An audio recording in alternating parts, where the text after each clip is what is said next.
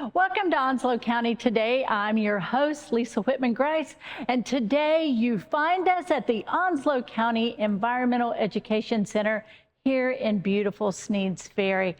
We have some wonderful guests joining us today. We're going to talk to Angela Flowers with the Onslow County Health Department. We'll also chat with Angie Hoffman from the Department of Strategic Management. We'll chat with Mitch Sprunger from the Onslow County Albert J. Ellis Airport. We'll talk with Lacey Brown from Onslow County Cooperative Extension. And then we're going to talk with Veronica Ortiz, Stephanie Cain, and Grace Smolen about a very important upcoming event. And finally, we'll chat with two of our library friends, Jennifer, Randall, and Tory Parks. It is always a great day when you join us for Onslow County Today.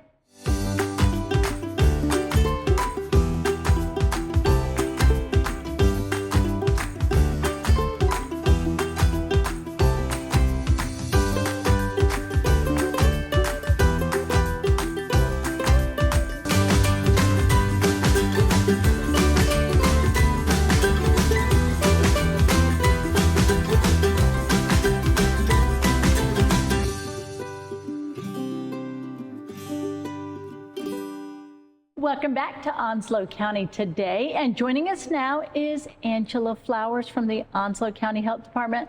Angela, thank you for being here. Thank you for having me. You know, it's back to school. Yes. It has been the fastest summer ever. They do fly.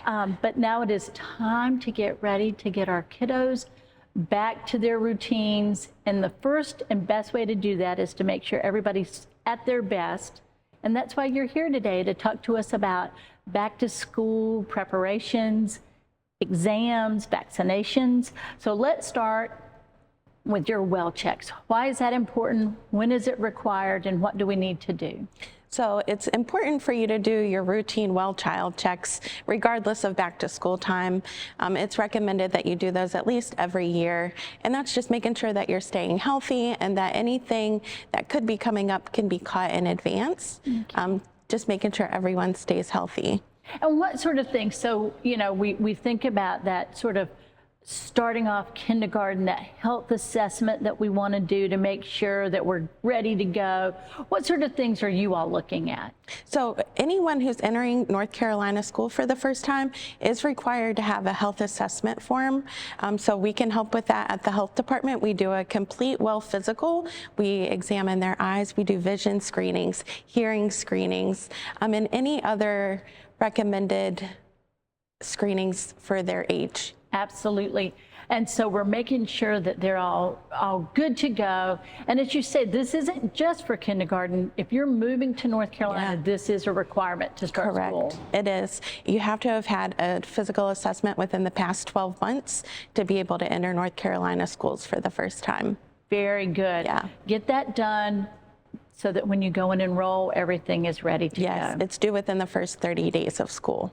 Very good. Now, we also want to remind everyone, while you do health assessments and do screenings and do physicals, because this is all about keeping the well, you do not treat sick children or for illness. So we want to just make sure that folks recognize this is about a well check. Correct. All right. Now, in terms of that assessment, fee involved? Is it a sliding scale? Insurances? What do people need to expect there? We take anyone regardless of their insurance status. We do a sliding fee scale based on your family size and income. That can slide all the way down to 0. Okay. And we take any kind of insurance that anyone may have. Very good. Thank you for sharing that. Yeah. The other thing we want to talk about is certainly vaccinations, immunizations, because there again, while we think about certainly newborns, and we all know every, 6 months, 12 months, we all are so familiar with that. But as our children age, it's harder to remember that chart. So talk a little bit about first our back to school immunizations, but also middle school, high school, and beyond. Yeah, so there are some requirements going into preschool or into kindergarten. So around that 4 to 5 year old we need to make sure that we're getting them those last, as you would say, baby shots, right. Finishing out that series so they can go back to school there. And then you don't really need anything until you get towards that 7th grade, around age 12. Okay. You're going to be required to get some more vaccines, and then again to be able to graduate high school. So your senior year, you're also going to need vaccines. Very good, especially, when we think about our college students who might be living, in a residential hall and communal living. Yeah. Lots of different folks. We want to make sure that we are up to date on all those vaccinations. And I would recommend when parents bring their 12th graders in for those vaccines to go ahead and get up to date on anything they may also need to go to college. Very good. And again, that health assessment, you're living away from home for the first time, perhaps, and wanting to make sure you're all ready to learn and ready to go. Yeah, and we do these physical assessments for all the way up through age 20. So just because you're in your late teens doesn't mean that you still don't need those assessments. So we can help with those college assessments. And we also do sports physicals. You may have been to your pediatrician to get your well physicals and what you needed for back to school, but we also can help out with your sports physicals. Fantastic. Yeah. So remembering all of those wonderful things for back to school, making sure we get off to a good start. What's the best way, Angela, to make an appointment?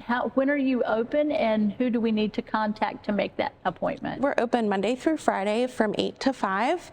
We're also open during lunch hours. So if it's more convenient for parents to take off during lunch to bring their kids in, give us a call at the main line and they can get you set up with an appointment, and we don't turn anyone away. So in case you do need to walk in for those immunizations, we're still glad to help.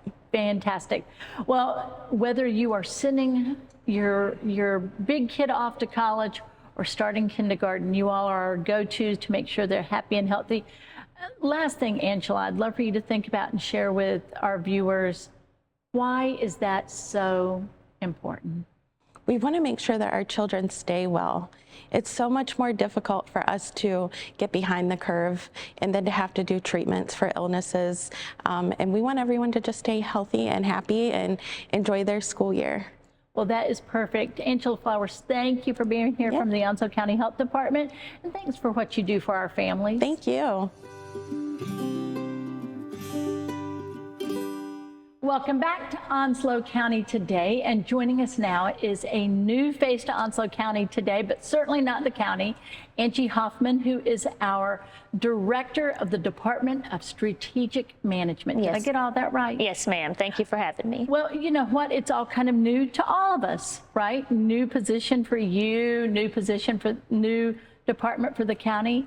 So we want to take some time today to talk about this role and the department and its long-term role in the life of our county.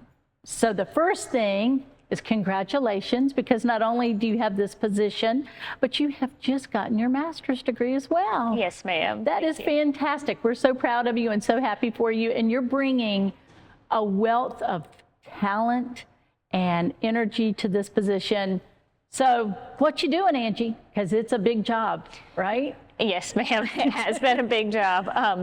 One of our bigger focuses currently is the implementation of a strategic plan that we are developing for the county, so we can look at a plan for the next 5 years. Well, so let's talk about that. So this department really was created because the county is seeing unprecedented, I mean, not truly since the 1940s and 50s have we seen such exponential growth in our population. And the county has created your department in part in response to that kind of growth, correct? Yes, ma'am. So growth as far as building and construction, but also our population and the expected growth, over the next 10 or so years. And we really want to make sure we're capturing the citizen and the community's voice in the way that we move the county forward. Now, you have brought together a team first. So we want to talk about there are multiple sort of players, facets to this. And the first thing is you've brought together a team of county staff from different disciplines to create the Department of Strategic Management. Talk a little bit about the gifts and talents that have been brought together in one room there. Yes, ma'am. So in the Department of Strategic Management, we have our communications division as well as our internal auditor and our budget manager. So we felt like they all played an integral part into developing the strategic plan and also helping us implement it. Right. So these are folks who have an understanding of communicating with the public, sort of internal and external. Also, those ideas of that internal audit, those performance measures, how are we doing things, how are we doing in general, and then the budget side of the house as well. So all those gifts and talents you've got in your department at your disposal to build this plan, but you're also not doing it by yourself. We've also got a great consulting team you're working with. Tell us a little bit about them. Yes, ma'am. So Barry Dunn is a consultant firm that is assisting us with the development of the strategic plan.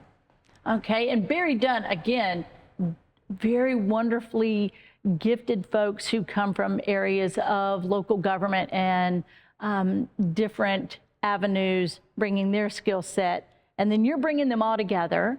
And what's the process looking like? You've kicked off. How did you begin the process? So we begun the process by meeting with Barry Dunn after the Board of Commissioners had their board retreat in January, and they identified 5 strategic focus areas. So we contracted with Barry Dunn and had them come in and look at those areas. And so that was the initiation of it. And now we're on the community engagement phase where we are making sure the board's directives and their focus areas are collaborating with the community. Why is it so important? You know, we talk about how we interface and engage with our citizens, sometimes on a departmental basis, but here you're getting everyone in the same room to have a conversation about where the county's going. Talk about why that's so important. It's so important because the community really looks for the county to guide and direct them. And especially with the growth that you mentioned earlier that we're seeing, we want to make sure that we are a community of choice for the citizens. Absolutely. And, you know, with more than 200, perhaps even 210,000 people living here now, lots of folks are choosing to live here. And it's a very different kind of county from one side of the county to the other. So you're going to have a lot of different voices in the room, but you're also taking these meetings, these engagement opportunities to those different parts of the county as well. Tell us where we're going to be. That's correct. So right now, Barry Dunn is working on their community engagement. So they're meeting with some of the community partners across the county, some of our local advisory boards, our municipalities, and just other stakeholders, and gathering their input. And then they're also going to be doing community forums on September 3rd and 4th, and we'll have locations in Sneads Ferry, Swansboro, and in Jacksonville where the citizens can come and provide their input.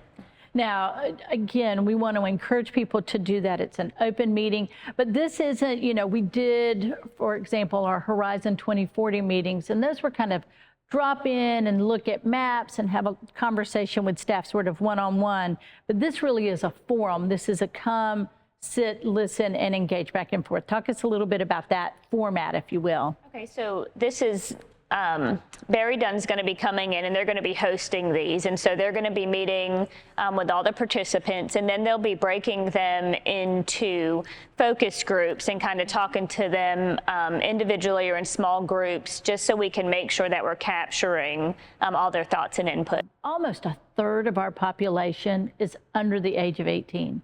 I mean, we have a huge population of that 0 to 18. And as we talked, you know, earlier with Angela Flowers from the Health Department, Onslow County's children, they deserve our love and attention. So that's a lot of what you're hearing as well, is this need for families. Yes, and we're really trying to target some of those, you know, the parents of those younger children to make sure that we are, you know, getting their input and implementing it, because they really are the future of our county. Absolutely, absolutely. And we want people to come here and live here, and just when you have an appreciation for what you do on the daily basis, for what the county does, then you'll get that greater involvement. You'll cultivate that connection with those folks. Angie, for folks who want to know more about the Department of Strategic Management and what you all are doing, where's the best resource? Where can we look? Website, socials, tell us. Okay, I encourage all the citizens to visit the county website. We have our community survey active right now and ongoing, just so we can make sure that we're gathering all the input if they're not able to attend the community forums. And best way to get to that survey, do you have QR beg your pardon, QR codes posted, or is there a specific place on the county website we can visit? Yes, ma'am. So onslownc.gov /strategic plan. And also all the county departments, you will begin seeing flyers out, and also A-frame and others with QR codes, just to make sure that we're hitting all the bases. So big presence in the county. I understand y'all are going to be at National Night Out.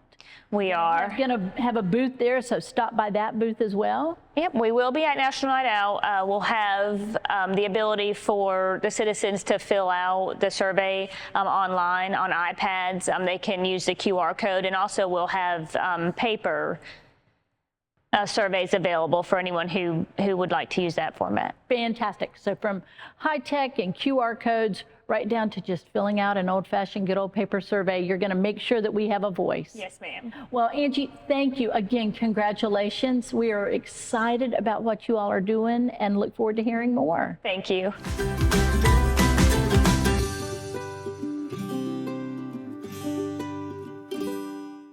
Welcome back to Onslow County Today, and joining us now is Mitch Sprunger from the Onslow County OAJ Albert J. Ellis Airport. Mitch, welcome to Onslow County Today. Thank you for having me back. And congratulations to you. You and I have not had a chance to visit on air since you became the director of our airport. Thank you very much. Yeah, it has. It's probably been about a year since we've sat down. So yeah, I went from deputy to interim director and had the interim title removed, so very grateful for that. Wow. I know you've been busy, so we're glad you were able to come and see us and visit with us a little bit, because since you've become director, this is your opportunity to build your team and sort of take the airport in the direction that you are imagining, envisioning. What are some things on the horizon for our airport? I think just growth, overall growth, increasing our footprint out there for long-term development. On the air service development side, obviously, we're looking for more opportunities for additional routes and new airlines, so pursuing that. But really, it's just kind of continuing the positive momentum we've had going the last few years with my previous boss, Chris White. We gained a lot of momentum on extending the runway, relocating the highway. We're going to be developing our general aviation footprint, which is, the smaller privately owned planes and private jets. So there's a lot of projects right now that the last year I've been spooling up a little bit more, getting them in the design phases. So hopefully within the next 6 to 9 months, you're going to see a lot of construction out at OAJ. So it's busy, but exciting. Fantastic. And you all are, now in your 52nd year, right? 52 years of providing air service here in Onslow County. And to watch that growth, to watch, see people share their memories of when the airport was first here to where you are now. I have to tell you, I was in a terminal in Charlotte flying back to OAJ. And I was eavesdropping, I'll be honest, and I heard people in sort of sitting around, and this one gentleman said to another one, he goes, "You won't believe what they've done at that airport, how much bigger it is." I mean, there was conversation about what they were going to see. You must be really proud. Yeah, it's really cool to hear those kind of stories, and yeah, you hear them all the time. Like you said, it's amazing the people that are from Onslow County, the stories you hear coming in. It's like you mentioned, wow, what this terminal building used to look like to what it is now. And this was just the sleepy little airport near Richlands, and look at it. Yeah, it's always neat. Well, it's a beautiful airport too. I mean, the aesthetic, it's a wonderfully pleasant place to fly out of. And that's because of the team you've got there. Talk a little bit about, because we all know that a few weeks ago, all airports across the globe were challenged by a technological issue that we won't try and explain. Yeah. I think we're still talking about what happened. But it's about the personality of the people that are at your airport that make people feel comfortable even in times of confusion. Yeah, I mean, to me, that's the biggest difference you're going to get flying out of OAJ to maybe some of the larger airports in the region is the people, right? The people we have out there, not just like the Onslow County staff that we have, which are amazing. They take such pride in making it an amazing experience for our passengers. But then also the tenants out there, they're definitely our partners in that travel experience. And like what you're talking about, whatever it was, the computer glitch with the booking systems for the airlines, the people that we have working for the airlines and the rental cars and the concessionaires, it's just such a more personable touch in your travel experience. And yeah, we're all for developing and enhancing those partnerships as much as possible to help the experience for our users. Fantastic. Well, you know, you and I have talked in the past.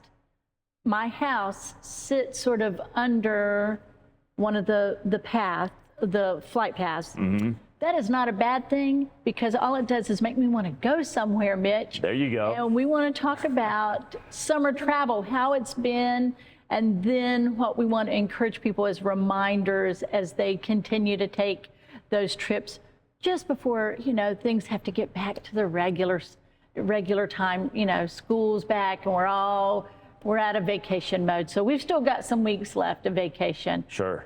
So talk about how this summer has been for you all, and then those reminders. Yeah, I mean, it's picked up this summer compared to the previous two. I think compared to last year, we're up around 7% in passenger numbers. Fantastic. Yeah, which is good. Both airlines, American has increased their flight schedule for July, and then Delta will be bumping up to an extra flight starting in September. So the airlines recognize that this is a growing market and there is demand, and our parking lot is full right now. I've never seen it not full. Mitch, you all are busy, busy folk out there. Yeah, it really is a busy time. Summer and then the holiday season, those are our busiest times. The one thing I would say during this time of year is be sure to pack the patience a little bit. I mean, vast majority of the time, things should go on schedule, but we live in the South, right? And we get a lot of weather that pops up, especially early in the afternoons. So there could be flight delays associated with that. They're not going to put you in a situation that's dangerous. Right, for sure. So the thing I would say to that is download the apps for your airline, go to their website, keep up with the flight schedule. You can go to flightaware.com, look up where the flights are at. So you just want to have as much information going into your travel day so you're aware of what's going on. And it's so much easier. I've recently, in the last 6 months, made travel so much easier. Just have it right there in front of me, mm-hmm. and all of my information for check-in purposes, all of that, so much easier. So, but I loved what you said. And along with packing your bag, pack a little patience. That's right. Pack a little patience, just in case. We want to remind folks, Mitch, just in case they've not been out to our airport, where you all are located, if they're making plans, if they're having family coming in, reminding them where to find us, and where to find more information about OAJ. Sure. FlyOAJ.com. That's going to be your best resource. It has our address off there. We're off NC 111, just south of Richlands. It's a little bit outside of town, but it's not a long commute. Not at all. All of our information's on there, all our administrative team. So if you have any specific questions about the facility, reach out to us at any time. And yeah, we're your local airport. We're your option. We're the ones that are going to contribute to the enhancement of your quality of life. What we bring, it improves our tax base, our job creation. So really encourage you to always check us first for your travel needs. So fly local and get anywhere you need to in the world. That's right. Absolutely. Well, thank you, Mitch, as always, for being here. Wishing you the very best, and thank you for bringing those updates to us. You're very welcome. Always a pleasure.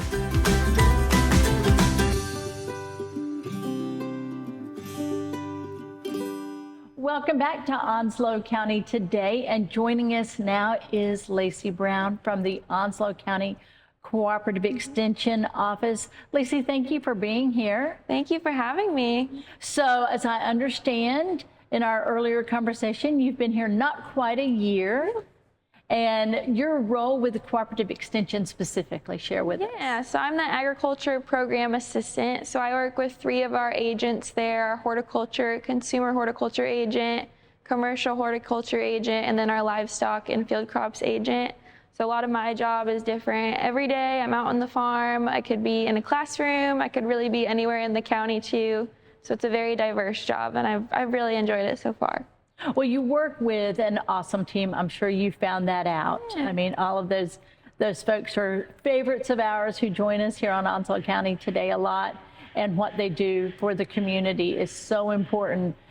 But we want to talk specifically because you are working on a new program, and that is a pollinator census. And the first thing I'd love for you to share with our viewers is we oftentimes, like, we think, oh, bees, right? Pollinators. Yeah. But pollinators are far more than just our traditional honeybees. Talk about what is a pollinator and why they're important. Yeah, so a pollinator can be a lot of different things, realistically. You could have butterflies, moths are pollinators. Actually, we have a large group of bumblebees and different types of bees that can be pollinators. Even wasps, and sometimes people aren't super excited to hear that, but they are pollinators.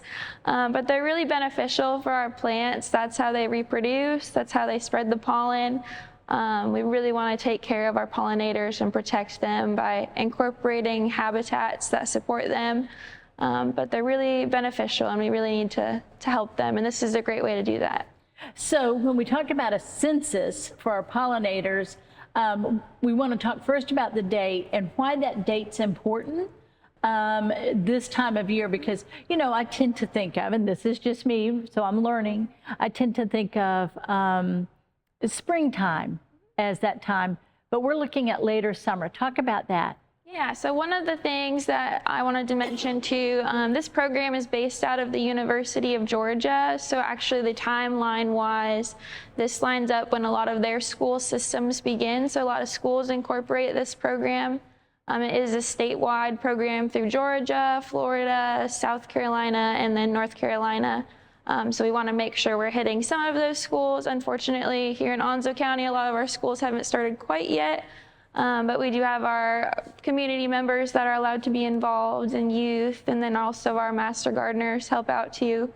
So we try to get a large different age range, but also different groups that get involved with it. So that's kind of the timeline wise. But we also do have a lot of plants that are blooming right now too as well. So with the pollinator census, how will that work? If I wanted to participate, how can I join you in documenting the pollinators that I see? Yeah, so the cool thing about this program is it can be something that you do at your own home or somewhere in the community that you choose to, or you can come to our actual in-person event at our Discovery Gardens.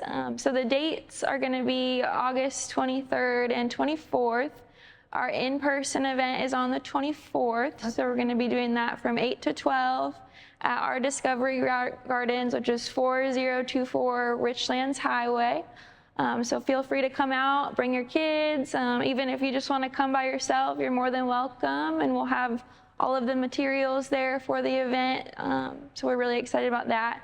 And then also, if you'd rather do this something at home maybe, or you decide to go to a community park and want to do it, wherever you want to do it, you can. How that works is you're going to find a pollinator plant, so you could choose a variety of different flowering plants. Right now, zinnias are blooming. We have our black-eyed Susans. There's a couple different plants that you might choose. And then you're going to find that plant. You're going to sit there for 15 minutes, which I know with some kids can be a little bit lengthy, but you're going to sit there and count how many pollinators and then track which type. And I do want to mention, if you don't have like a way to track which is which, we actually have a really handy tally sheet to help you figure out which one is which, because I know sometimes deciding which is a wasp and which is a bee can kind of be hard, but that's something that's really useful, and that's going to be on the Great Southeast Pollinators Census website. So we go to the Great Southeast Pollinator website, download, print off the tally sheet, and use that for our tabulations. And you said 15 minutes. Yep, and then you're gonna send that data into their website, and that's how they keep track of all the data from all 4 different states. Fantastic. Well, you know, here we are at the Environmental Education Center. And we see lots of, even though we don't have a lot of flowering, see a lot of moths, a lot of butterflies, and dragonfly central out here. So we want to be on the lookout. Take 15 minutes, one central area, one plant, one flowering plant, and tabulate it. And then download that data. That information, that pollinator census data, is important. Why? What are we tracking? What are we looking for? So actually, again, the University of Georgia Extension takes in all the data from all 4 states, and then they send out a yearly report. But that data really is used for not only researchers, but also teachers can use that in their classroom. Us in Extension really use those numbers just to kind of see which different types of pollinators are in our area and kind of how that changes each year to year. But it's just really useful data to keep track of, but also see the impact we're having on them as well. Fantastic. Again, there's sort of a barometer for how things are in the ecosystem in your community. Exactly. So Lacey, these are all terrific ways of determining how healthy and happy our habitat is.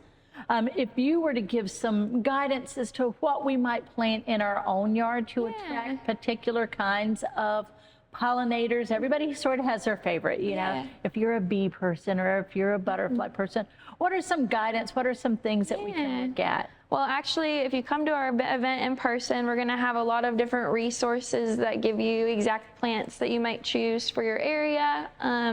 Again, we want to be choosing native plants to incorporate into our landscapes, and also encouraging pollinators. But if you come to our event, we'll have some great resources there as well. But we really want to encourage pollinators in our habitats. That is fantastic. Well, Lacey, it is a pleasure having you here today. Again, let's direct folks to your website or your great social media presence that you all have.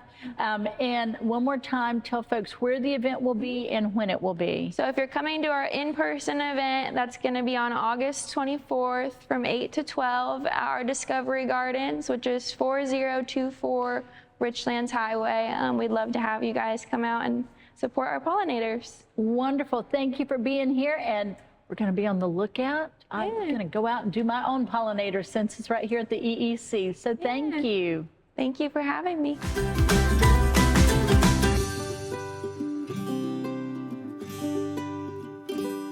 Welcome back to Onslow County Today, and joining us now is Veronica Ortiz from the Onslow County Consolidated Human Services Division or Department. And we're so glad that you're here, Veronica. Veronica, last time we visited, which has been a little more than a year ago, you were entering into this new role with our Health Department and Consolidated Human Services and administering the settlement funds from the opioid lawsuits, and each state had a distribution of those funds, and then that went to each of the counties. Am I explaining that correctly? Yes. And when that happened, you are responsible for the allocation of those funds and how they're utilized in the county to fight the opioid crisis, essentially. You're the front line there, right? Yes. So tell us a little bit about the program and how it's been going over the last year and some of the things that you've accomplished. So over the last year, we have begun working on strategies. Onslow County is an Option A county, which gives us the opportunity to work within 12 strategies set forth by the state. We have worked on collaborative strategic planning, post-overdose response, re-entry, and recovery support services. Each one of those strategies entails different contracts with service providers and just different aspects of the work that's done to fight the opioid epidemic. And one of the things you did several months ago is you had a community forum when you invited members of residents of the county to come and talk about what the opioid crisis looks like. Maybe they were providers, maybe they were family members, maybe they were someone who themselves were struggling with that battle. What was that community forum like? What were some of the things that came out of that? During that community forum, we provided the public with a picture of what Onslow County is facing. And so we had the health department provide data and statistics on what they're seeing regarding substance use. We had the Onslow County Sheriff's Office also provide information on what they see day to day. And then we provided the community the basics of what opioid settlement funds are, how they can be used, and what our commissioners approved for us to use within last fiscal year. Okay. And it might be hard for us to imagine, you know, we think about those of us whose perhaps our lives haven't been touched or have been in some way impacted with that struggle. You all are working to help people each and every day. I mean, ultimately, that's what this is about. Yes, that's the goal. And that's really the purpose of the community meeting. It is required by the state that we hold a meeting every year. And the purpose is to inform the public of what we're working on and give them the opportunity to provide us feedback. Okay. So this will be your second community meeting. And when and where are you hosting it? We are hosting our annual meeting this year on August 31st. Okay. It'll be at the Jacksonville Public Transit location facility, and it is actually being held on National Overdose Awareness Day. All right, so August the 31st. And for folks who aren't familiar, that new transportation facility is right there on Highway 17, right? Yes. Just before you get to Belfork Road in that general area there. Yes. And it's a beautiful building. People might think that might be an unusual choice, but this is a beautifully centrally located area with terrific meeting space. Yes, that was the goal, is to make it accessible to as many residents as we could. And we also wanted to make it a little more informal. And I know that, you know, it's harder to get to the government center. And then outs does come in and out, or is it? Right, yeah. Onslow United Transit. Yes, or the city transit also goes there. And so that was that location was perfect for this event. Right, so accessibility, location, and the feel, the space of making people feel welcome. Yes. What are some of the things that you want to outline in this meeting? As this being your second official community meeting, what are some of the things that you're looking forward to sharing or is this an engagement session? Sort of, what are your goals for the meeting? So the goal for the meeting is to provide the public an update on what we worked on for fiscal year 23-24, and then provide them what our commissioners approved for fiscal year 24-25. Okay. And the biggest goal for this meeting is to really gather input from the public about what they foresee the biggest needs are, and because they have a different perspective than what we do. And a lot of these people are either living with substance use because they engage in substance use, or somebody that they love, someone that they know. You know, substance use is no respecter of persons. And so we really just want to get the public's input so that we can inform our decisions with their perspective in mind. Fantastic. Well, Veronica, I know that you're also working, this will be a community meeting. Yes. But you've also are working with our community paramedics program on a community resource fair. And just a second, you and I are going to part ways, and we're going to invite some additional guests to join us to share with that. Why was it this approach taken, this idea of working with the community resource fair as well? not just a report, but also an opportunity. Yes, so we work very closely with community paramedics because opioid funds does fund a portion of salaries for community paramedics and other things through post-overdose response. And so the reason we partnered with them is because we wanted to, first of all, bring awareness to the day, which is National Overdose Awareness Day. Right. Also, we felt that it's important to not work in silos anymore and just work together. I think that if we work collaboratively with as many community partners as possible, we can reach a lot more people and attain our goals. Fantastic. The idea that we're all working together because ultimately we have one big goal in mind. Yes. One big goal in mind. Well, Veronica, thank you. One more time, if folks want to know more about your community meeting, its location, and the details for that, what's the best way for them to find that?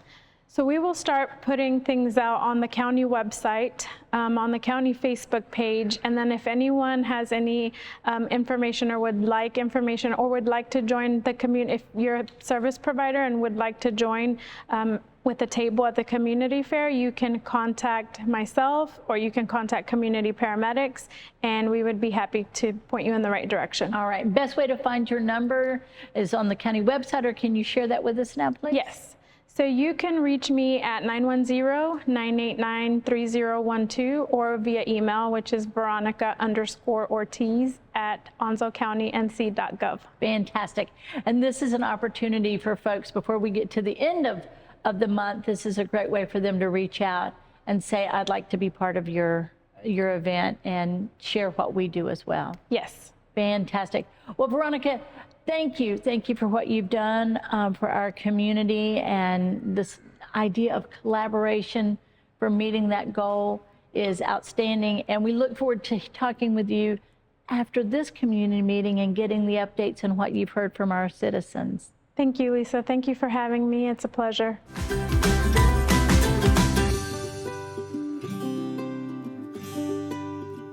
Welcome back to Onslow County Today, and joining us now is Stephanie Cain with the Onslow County Community Paramedics Program. Stephanie, welcome back. It is always a joy to talk with you about what you do every day. And you've brought with you Grace Smolen, who is relatively new to the Onslow Community Paramedics family, and we're going to talk about, Grace, what you do specifically. But as we get started, Stephanie, the first thing I would love for you to share is what is the Community Paramedics Program? And then we're going to talk about why you all are such perfect partners to be working with Consolidated Human Services on the opioid program that they are working through there. So Stephanie, first let's begin with you. Community Paramedics, part of our Paramedics and Emergency Services family, but a slightly different variation, if you will. Slightly different. So we meet people where they are. We try to reduce the utilization of 911 when possible and keep some of those folks out of the emergency department, and then get patients and individuals that are struggling with different issues to the right resource. So if they need to go to the behavioral health urgent care or Dick's Crisis Center, or maybe we need to get them into treatment, or maybe they just need a primary care doctor. Our goal is to peel the onion and get to the root of the problem and get them to the right place. So really, this is the idea of a non-emergent, almost, I don't want to say chronic, but this notion that I need help. Certainly, oftentimes our first inclination, if we're feeling ill or if we're reaching out in that moment, we may dial 911. Sure. But you all are there because you know the folks in the community so well that you're that intercessor, absolutely, if you will. Absolutely. And it gives us an opportunity when we hear that address, because we know that individual, to we'll continue the 911 units onto the scene, but if we can clear them up and make them available for an emergency, because maybe that patient just didn't know that this wasn't actually a 911 kind of emergency, right, and we can help them navigate their needs a little bit better, then we're going to do that. And you all are that person in that moment that they need. Yes, ma'am. I mean, and the personalities of the folks who are there are the people who they need in absolutely, that moment. Now, Grace, you joined the team a little like a year ago, and you have a particular role within our community paramedics program. Share with us what that is. So I'm the COSSUP Coordinator. It is Comprehensive Opioid Stimulant and Substance Use Program, is COSSUP. It's actually a grant through the Jacksonville Police Department, but I, along with 2 of our peer navigators, they are certified peer support specialists. All 3 of us are housed in the Community Paramedic Program. I think it provides us an opportunity to engage with the community a bit more for the peer navigators to see patients. And one of my roles is public education and ending stigma, keeping folks out of jail along with the peer navigators. Sure. So yeah, I love being a part of the community paramedic team. What is it's that idea that you are meeting people where they are, you are there for them, and this is a perfect partnership for the work that we've been doing with the opioid settlement funds. And you all are coming together on August 31st, as our friend Veronica Ortiz from Consolidated Human Services shared in an earlier segment. They're having their annual meeting, and you're partnering with your Community Resource Fair. Stephanie, talk to us a little bit about that decision to bring this together, because this is the first time this has really been approached this way. Yeah, so what we see when we're working with these patients is the same barriers.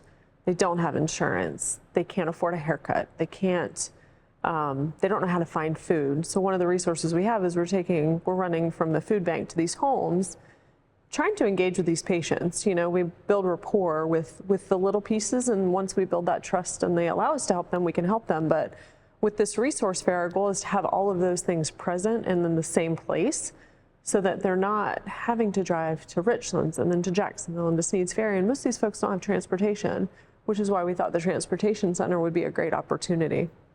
To really bring everything together in one place, not just the same place, but Grace, a safe place, right? Talk about what it is to open the doors and welcome community members in who need that help. Yeah, so I think a huge part of why I wanted to do this fair was just to end the stigma. Like you said, to create a safe space for those that want to get a haircut, that need something to eat, that need to sign up for insurance or WIC, or that want to connect with a treatment provider in the area that can just help guide them to where they need to be, meet people where they are. I think ending the stigma and ending negative beliefs around asking for help is something that's really needed. And these people that are attending the resource fair as community service providers, they want to help. So there really is no shame in asking for a little help.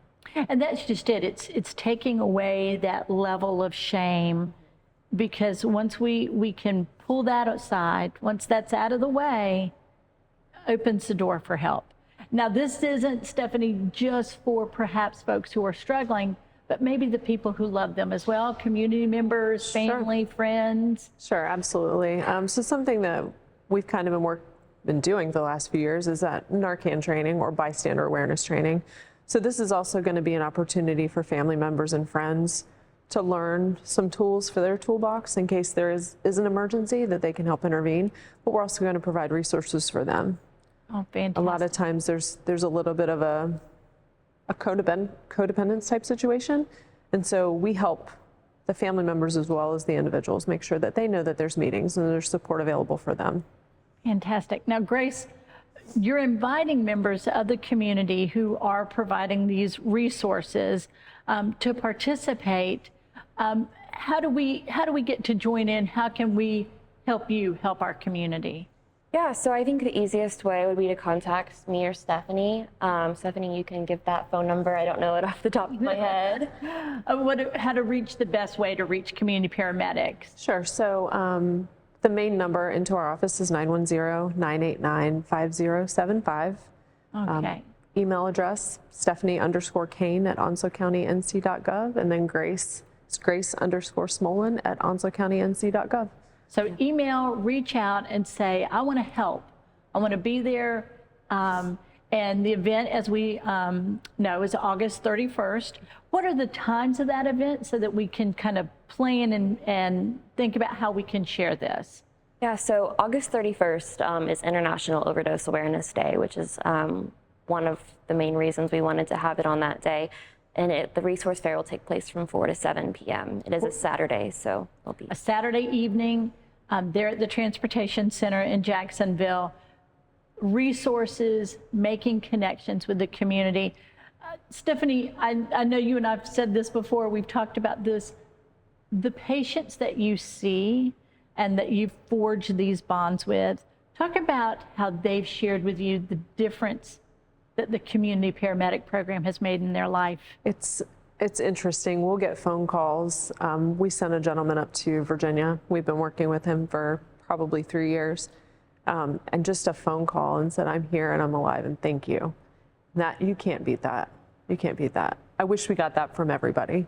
We're doing our best and we're getting more and more of those calls and we're getting more and more individuals into treatment, whether that be for substance use, mental health, or just primary care. So. And it encourages you and inspires you to do more. Absolutely. Grace, you've been with the team just about a year. Talk about your experience and why this is the right fit and the right program to be offering this service. So before I joined the community paramedic program, I truthfully didn't know what a community paramedic was or did. And being here for a year, I was just really shown me all that they do. This such a dynamic, diverse team with everyone brings in different skills and everyone has different passions, whether it's medical needs, social needs, or helping those with substance use and mental health. And it's just a wonderful team to be a part of, to see everybody come to work every day just wanting to help others and wanting to go out there and maybe give them a little tough love some days, but it's, they know their patients. They know them and they're connected. Mm-hmm. Again, one more time, we want to tell people when and where. Mm-hmm. And so, Grace, one more time, this Community Resource Fair and community meeting will be held on what day, what time, what location? It will be on August 31st, a Saturday. The Resource Fair is from 4 to 7 p.m. at the Jacksonville City Transit Center. Well, we thank you both for what you're doing in our community, for keeping our folks taken care of, and that they know the love that you bring every day to them. Thank you both for all that you do. Thank you.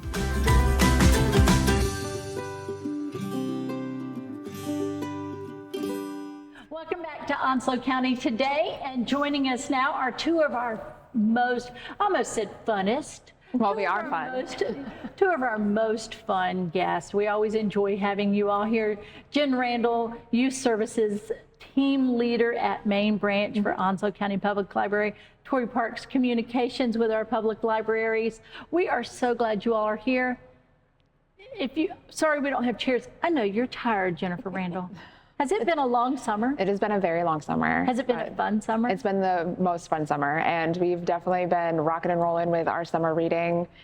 So we have over 1,000 people registered in Onslow County for our summer reading, which is the Adventures Begin at Your Library this year. And so we've had a lot of adventures at the library, and we've set some goals for our patrons to meet as far as our reading goals this summer. And so one of our reading goals was to have our adults read at least 1,000 books, which is a lot of books. But I am happy to say that we have reached that goal and are exceeding that goal as we speak. And we have just been doing an amazing job with logging all of our minutes for the children as well. We are sitting right at about 350,000 minutes read by our children in school age families. So yeah, it's been absolutely wonderful. There is no summer slump in Onslow County. No, we don't. No time for it. That's not something that we ever think of as, something that exists in the library. We don't do summer slumps at the library. It's not going to happen. Nope, absolutely not. Fantastic. And on top of that, I mean, I've been at the branches and seen all the excitement. Mm-hmm. Gone are the days where libraries. Yeah, that's gone. Yeah, that's gone. We are not a quiet library system at all, and we know that the kids of our community love coming to the library, and we want them to be able to express themselves. Now, we do, obviously want to make sure that we're using our indoor voices while we're inside, but we are a fun library system. We invite that into our area and into our buildings, and so we are always having something going on. If it's not story times, then it's something going on in our kids' rooms, and we just want to make sure that we are having fun at all points in time, because that's what libraries are. They're fun. And the adventures that you find when you dive in to whatever book that you're reading at the moment. I heard, Tory, the other day I was listening to a story on NPR, and they were talking about when people have internal voices. And they said, you can tell that you have an internal voice that when you read a book, you hear the voices of the characters. Yes. Tory, tell us about that internal voice when reading books, why you love to share our libraries as our communications lead. So it's kind of funny that you ask that, because I actually read 4 books just last week. I finished a complete series, and it's actually based out of my husband's hometown in Harrisburg, Pennsylvania. How neat. So as I was reading, my, internal voices, my internal monologue, they're, on a farm, and you just get like the country aspect of it. So every single character that comes in, they all have different voices in my head. I love that. I love it. Yeah, and it was you awesome. all are encouraging that in our young people, that books aren't, sometimes we have the feeling that, oh, I just have to, I'm supposed to read, so I'll sit. Obligation. The obligation, right? Yeah. But it's the idea that you're diving in and you're experiencing that book. Yeah. Yes. And as you said, 350,000 minutes. Yes. I get that number right? Yes. And now things are starting to wind down. We're getting ready for back to school. And it's time for your back to school bash event. Tory, share with us a little bit about what we can expect for that. So our back to school bash is going to be at our main library, and we are doing it in partnership with Onslow Parks and Rec. So we're super excited. We're going to have a lot of outdoor activities. It's going to be very similar to our summer reading kickoff, but instead it's all about going back to school and getting them excited to, in the summer and get right back on into the school groove. Right. So again, diving back in, being ready. And Jennifer, there's a lot of community partners that are participating, because one of the things that our Park and Rec folks have done so beautifully over the last couple of years is make sure that no child goes back to school who doesn't have what they need. Exactly. That they don't have that dino backpack or the best school supplies that, to make it a successful year. Talk about that. Absolutely. One of the things that we really love about our community is that we are a very giving community, and we don't like to see when people go without. And so especially with kids, we know that we are in a time where some families aren't able to afford school supplies for their children, and that should never mean that a child goes to school without what they need, and that a teacher has to go without supplies for their classrooms. And so it's very important to us at the library, very important to Parks and Recs, and I think very important to Onslow County as a whole, that we make sure that every child is set up for success, regardless of whether they're raised in a poor community or they are well off. They should always make sure that they are treated the same and given the same opportunities to excel in not only the school system but in life as a whole. So we're really pushing to get free resources into hands, but not only school supplies, but with resources at the library. We do have a ton of really great after-school programs. We have a lot of digital programs as well that they can get onto. We have our LEAP program that we offer free electronic library cards, and so that way if a parent can't make it in to get their child a physical library card, it is provided to them with their school ID. And so this gives them the opportunity to be able to get those resources, those digital resources from their school computer and even at home. And so it gives homework help, and it has a lot of free games for learning. The Tumble Books is another great one for the little ones to continue to learn. So it is, it's very important that we get those free resources out into the hands of our community and to parents and to teachers and to the students.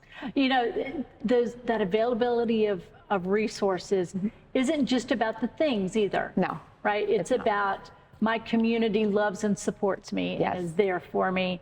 And so while it might be crayons and scissors and all the wonderful things that we associate with packing that backpack for back to school, it's knowing that somebody cared enough about me to put all this together. Right. Now, you're closing out this summer in different ways too, Tory, because we've got this awesome back to school bash, but all of our branches are doing some really fun things as well. Share with us a little bit about what's going on there. So kind of going off of what you were saying about school supplies, we have two of our branches, our Sneads Ferry branch and our Richlands branch. We are doing a back to school bingo, so families can win school supplies. So it is very important for all of our community members to come together and just kind of try to help to support that, again, with our school supplies and supporting our students. And then we also have here at our Sneads Ferry branch a end of summer reading wrap up program. So it kind of like the kickoff, but instead we're kicking it off into reverse. Yes, exactly. So we're going back to school and we are ending our summer reading program, unfortunately, but we have had a really awesome summer. So we're excited to get back into the school year. So we have a lot of fun things coming up, and our, fall newsletter is going to be coming out very soon. So our families can look forward to that. Our August calendars are out. So we are ready to get rolling. And because the summer has been so successful, Jennifer, I know that you had a lot of community support to make that happen. Absolutely. And we would not be doing this segment. We do this every year. This is a chance to really also say thank you to those folks. Tell us who, kind of backed what you all did. Yeah, absolutely. So first and foremost, we want to thank all of our branches' friends groups, because we do have a fantastic group of community members that come together and create their friends groups for each branch, and they donate generously every single year. They do fundraising throughout the year to be able to help us get prizes for our patrons, young and old, and to get resources in their hands. And so first and foremost, we just definitely want to thank the friends from each 4 branches for that. We also had the Kiwanis Club that gives every single year, regardless of whether we ask them or not. They are always there making sure that they donate. It's all about the kids. 100%. And we definitely thank them and appreciate the Kiwanis Club of Onslow County for that.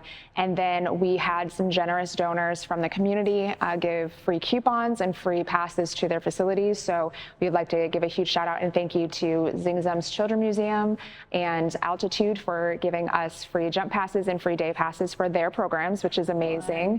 And also to Fuzzy Peach of Jacksonville and Nothing But Cakes of Jacksonville for giving us free coupons for their products. And so we can give that out as summer reading incentives. And this year we were able to, because of their generous donations, give to not only the kids, but also the adults too. So the adults can indulge in some ice cream or froyo and some cake from Nothing But Cake as well. And then go to Altitude. Yeah, and jump it off. Yeah. There you go. Yeah, absolutely.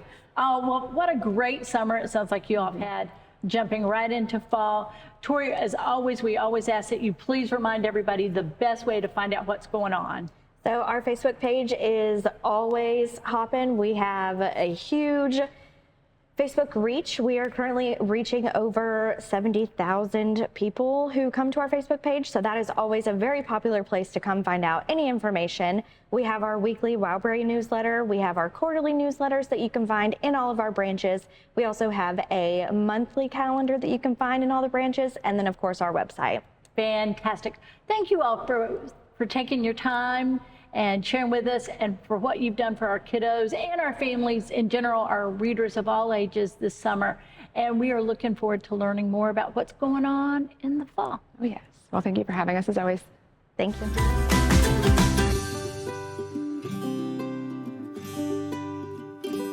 Thank you, as always, for joining us for Onslow County Today. A very special thank you to our friends here at the Onslow County Environmental Education Center and our Sneads Ferry Branch Library.